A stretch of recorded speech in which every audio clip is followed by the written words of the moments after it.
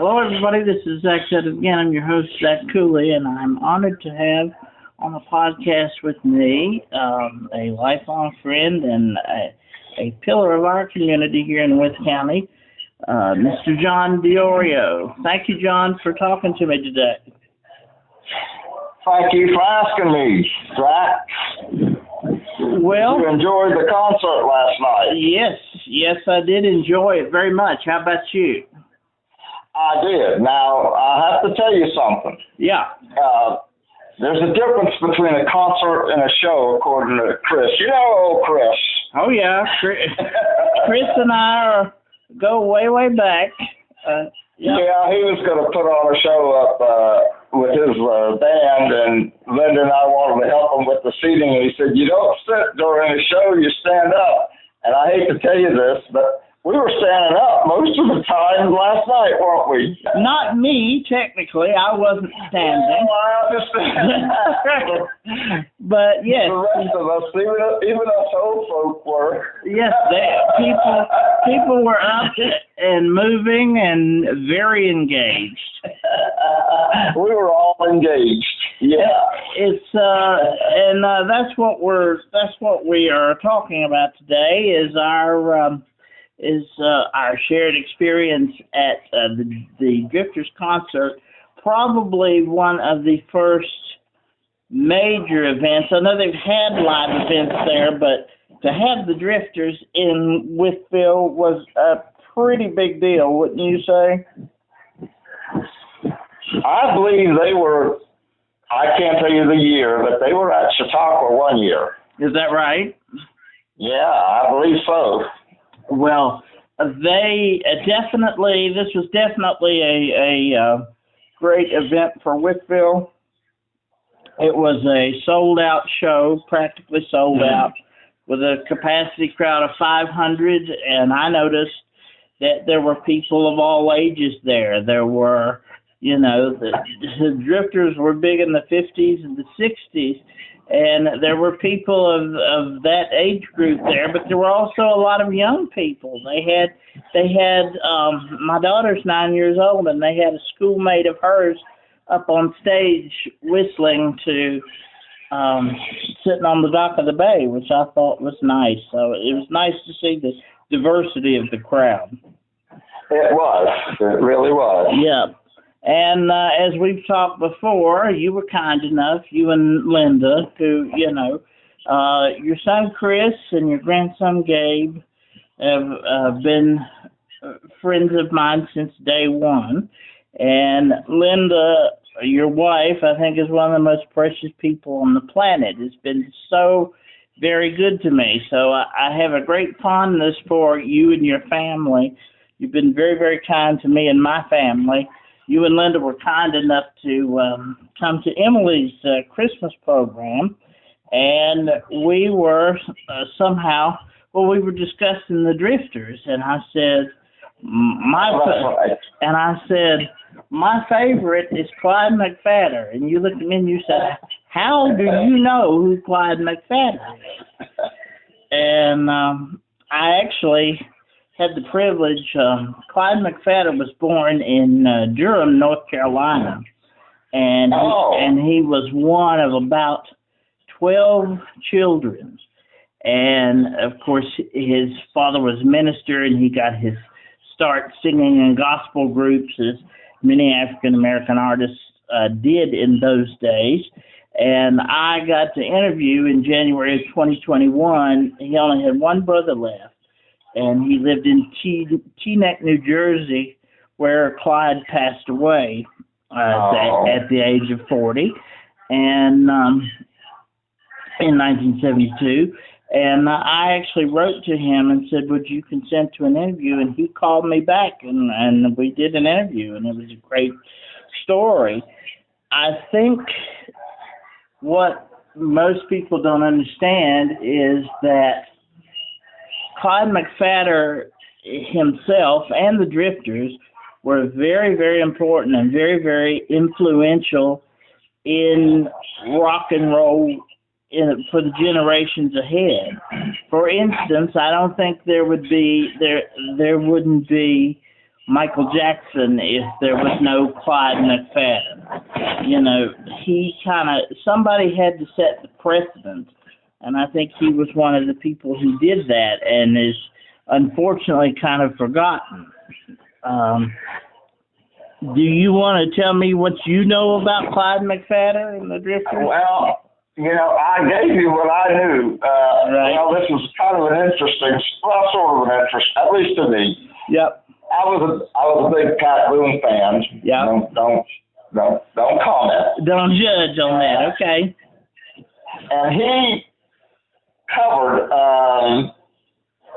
what's the song I told you? Treasure Love is the song. Yeah. I asked my sister for my birthday or Christmas, I'm not sure which. When I was about 14, that ages me a lot. I realized that I wanted the 45 of Pat Boone singing Treasure of Love. Well, she went and got me Clyde McFadden, the original Treasure of Love, and I was a little disappointed.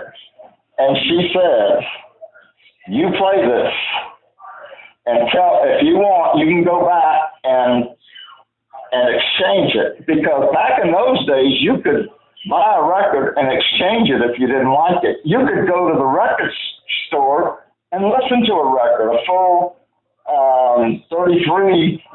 And listen to it. We did that sometimes with no intention of buying. Wow.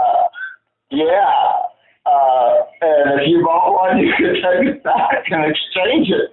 It was crazy, particularly these records. They could, you could scratch it in a second. But anyway, right. I listened to that Clyde McFadden, and I said, "There's no way I'm going to exchange this for the Pat Boone version." Sorry, folks. Yeah.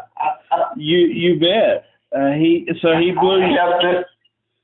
Yeah. Yeah, he blew you away. Yeah. And and I was so glad. I hate they only did one number, but I was so happy when the fellow singing tenor said, "We're going to do a Clyde McFadden song," and they did "Ruby Baby." I know.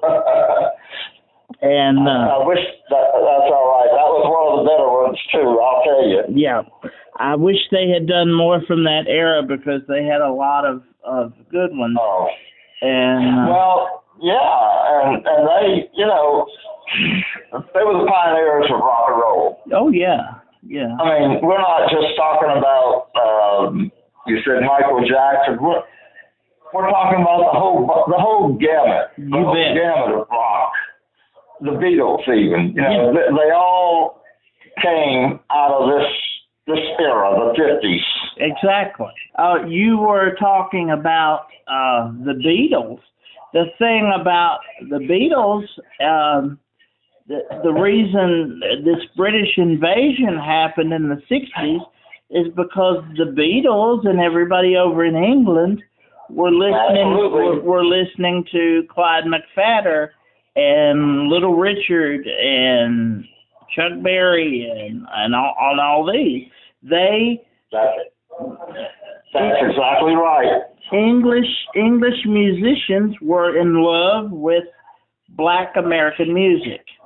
Absolutely. And since they came over here bringing what they thought was a new sound, but really it came from that early Black American stuff that Clyde McFadden and the Drifters did.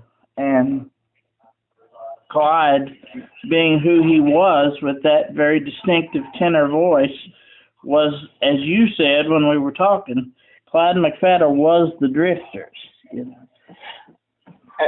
was. In fact, I'm thinking, I wish I still had that 45. Yep. But I'm thinking all it said was Clyde McFadden, but it was Clyde McFadden and the Drifters. Right. Yeah. Absolutely. Well, that was Treasure of Love was one of his solo records, and he had several other solo hits. Lover's Question was his big one. Oh yeah. But the Drifters had like Money Honey and Honey Love, I think, was one of them, and they did a version of White Christmas that you still hear on the radio today during the holidays. If you watch Home Alone or the Santa Claus, the tenor voice in that doo-wop version of White Christmas is Clyde McPhatter, and a lot of people don't know that. But you know, I was very glad that they did Ruby Baby, and I noticed that he mentioned he said Clyde McPhatter, and I hollered out, yeah, and there was only about 3 other people who applauded, and I said, well, I know that the 2 of them were me and John, because I know we know who he is. I wish they had done a little bit more Clyde McPhatter. I really do. Yeah. But you know, the Drifters were pretty well known. For the songs they did sing. Yeah. But I'm glad they didn't mention Clyde McPhatter, because there'd be no Drifters without Clyde McPhatter. Absolutely. So now where did you grow up? Okay, I grew up in Charleston, South Carolina. Now, let me tell you something that a lot of people don't know. When I was listening, I was actually pretty young, but when I was listening to the radio, I listened to WTMA and WUSN, which became QSN, and that started playing country. But anyway, they didn't play Clyde McPhatter. They didn't play Fats Domino. Right. They didn't play Little Richard. Right. And we had to turn the channel to WPAL to hear those. And evidently I missed Clyde McPhatter's Treasure of Love. Evidently I just listened to the WTMA most of the time. Right. And that's where I became a Pat Boone fan. Actually, when Pat Boone sang his own songs, he was pretty good. Right. But boy, when he tried Little Richard, I hate to say this, it fell flat. Yeah. Yeah. Or Fats Domino, or Clyde McPhatter. He just couldn't do it. Yeah. He had his own style, and he should have stuck to it. But that's a long old story. And Pat Boone, as you said, there's a stigma out there about Pat Boone. But when Pat Boone did, as you said, when he did that vein, when he did those crooning songs, he could sing, but he didn't need he was not one of those versatile performers. He wasn't one that needed to step out of his comfort zone. He needed to stay in the box. That's right. His own box. And you're talking about having to switch over to a different station to hear black music, even to listen to. If you are a white person, even to listen to black music in those days, was that considered kind of taboo or salacious? Not at all. Not at my age. Not at my age group. No. Just go to another group. I have to tell you, I went to the Catholic high school. Right. And you've heard Vicky and Sylvia do Love is Strange. Oh, yeah. Well, at our sock hops, that was taboo. That was too suggestive. Right. We went home and turned the WPAL up, and they would play Mickey and Sylvia Florida. Right. No, our group, I mean, and I will tell you, some of those guys were prejudiced and all that stuff. Right. But when it came to music, you had to listen to Clyde McPhatter and Fats Domino and Little Richard, for heaven's sake, And we just had to do that. Yeah, and in those days, you had such talent coming out of Atlantic Records. You had Clyde McPhatter and Ruth Brown and Laverne Baker, and all of these amazing performers that did, and Ray Charles in his early days, that didn't get,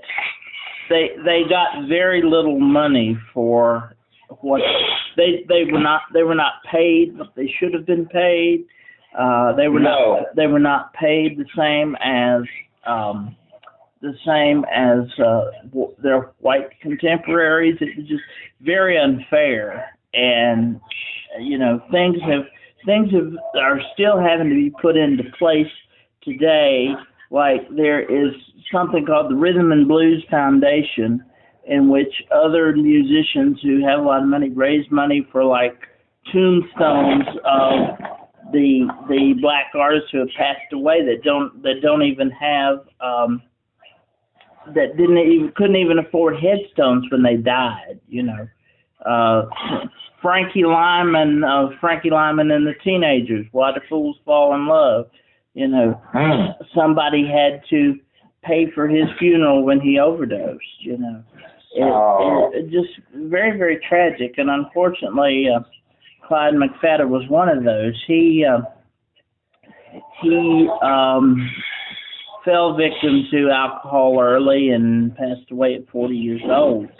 But one of the great things about Clyde McPhatter was that he was also in a group in the early 50s called Billy Ward and the Dominoes, and then he was with the Drifters, and then he was solo. And he is the first act to be inducted into the Rock and Roll Hall of Fame 3 times, because they inducted him, of course, posthumously, but they inducted him after he passed. But he was the first person to be inducted into the Hall of Fame 3 times. So I think at least that's great. But I still think that a lot of people don't know who he is, and they should know who he is, because what they're listening to on the radio even today, they owe to Clyde McPhatter. And that's right. That's right. And other. And it was true. The original Drifters, and I don't know how long it went, got paid very little. Right. Very little. Right. And it was just a shame. It really was. I'm looking at something and reading this here. It says, upon his departure from the Drifters, McPhatter sold his share of the group to band manager George Treadwell, a decision he later came to regret after realizing that he caused his fellow musicians to experience unprofitability, and the group essentially became a revolving door lineup with recycled members on a ridiculous $100 a week salary and paid virtually no royalties. And I mean, that was happening everywhere. That was not just happening to him. That was happening to Ray Charles. That was happening to everybody in the business in those days. And it is. Let me give you another thing about these groups. I know that Fats Domino, this will get you. Oh yeah. Outdrew Elvis Presley in Charleston, South Carolina. Oh, and the reason. And here's the reason. They would those concerts, those shows came to County Hall. Mm-hmm. And of course, when Elvis played, the white kids got the ground floor, and the black kids got the balcony. And a few of them came. I mean, Elvis was popular, but it didn't fill the balcony. Probably the tickets were too expensive. All right, here comes Fats Domino. The black kids got the main floor, Pats. The white kids got the balcony, Pats. Right. So Fats Domino, and I can't remember, but Fats Domino out soloed Elvis Presley in in Charleston, and that is, that's something a lot of people don't realize. Right. And the sad thing, I think, is that, our age group could go to very few shows, concerts, whatever you want to call them, Chris, because we just didn't have that much money. Right. But when we had it, Fats Domino came to town. We went to see him. Elvis came to town. We went to see him. Mm-hmm. And that's because of the segregation.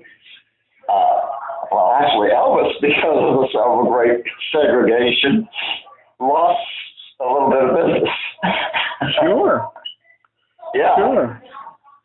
And I guess these record companies, etc., I don't know, just didn't put stock into black music.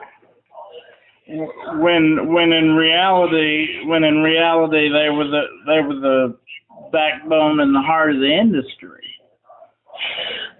Absolutely. And two, Absolutely. when you went to see shows like Fats Domino, you were not just going to see a show. You were part of history.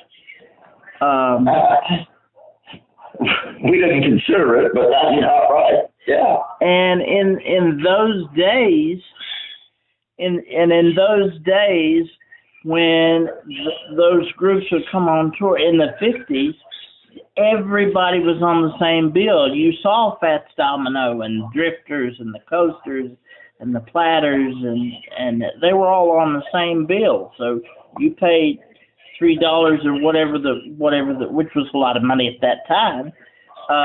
You paid that, and you got to see all of those, and it was really, you didn't have to tell people, as the Drifters did in Wytheville last night. They told people, okay, you can get up and dance. But in those days, you didn't have to tell people to get up and dance. They were all in the aisles. Kids were all you better believe it. You better believe it. But once they got us up and down, we were up and down. That's for sure. I'll tell you this, but that group, how many Drifters were there over the, 50 years, 60 years? Yeah. Dozens, I'm sure. But that group that came last night was absolutely terrific, I thought. They really were. Great voices, a lot of personality. They had old people jumping. Yeah, and the moves that they had, those the synchronized shuffling that they did.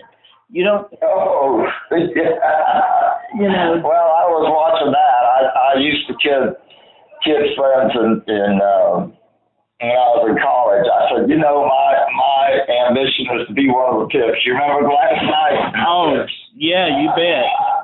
And I said, I'd like to do that. And they said, no chance. Yeah, wouldn't we all? I mean, they were just, even by themselves, the Pips were so good. Yeah, but those guys, they could put all the moves. I couldn't believe it that they were able to do that. They were a spring chicken too.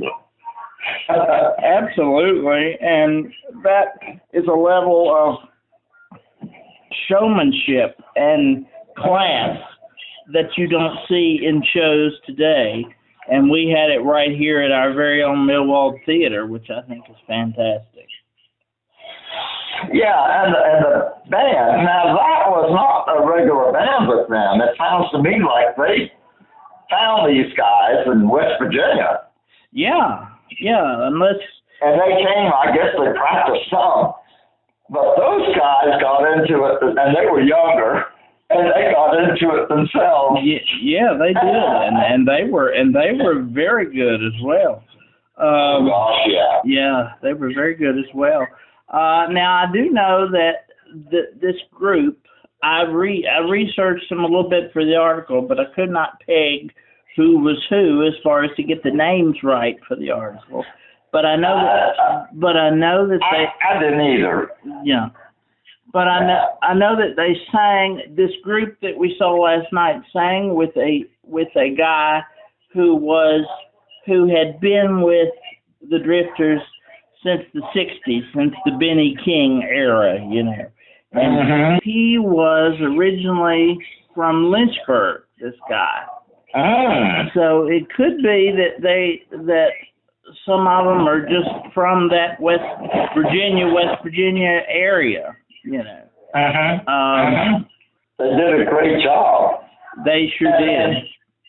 And didn't this Drifters group cover, like, well, you mentioned Benny King and Sam Cooke, yes, Otis Redding, and they did a terrific job as far as I was concerned of covering those people. You bet. Who if you're covering those people, you're very serious. If you're going to cover Sam Cooke or Otis Redding, you better be able to bring your A game, and they did. And they did. They sure did. They did. And it was a really great show. It was great for Wytheville, and I hope to see more and more like that. Charlie Thomas is the guy's name. Okay. Charlie Thomas. He was born in Lynchburg, and he died in January. And he had been a member since the 60s of the Drifters, I think. But anyway, I have had a lovely time talking with you. I very much appreciate you doing this for me. Well, it's my pleasure. It's my pleasure. And you do such a great job of bringing up everything that's, a lot of things that are going on in this town. And we need to, Wytheville is a going place, isn't it? It really is. It really is. And we care about each other. We care about the community. We take care of our own. And it's the only place in the world I would ever want to call home. But I want to say, while I have you on the phone, that you and your family, in particular to me, are very, very special to me and have been very, very kind. And I'm pleased and blessed to call all of you dear friends. So thank you very much for all that you've done for me. And we appreciate all you do. Yeah. Well, thank you so much, John. I appreciate it. Okay. All right. It's been fun.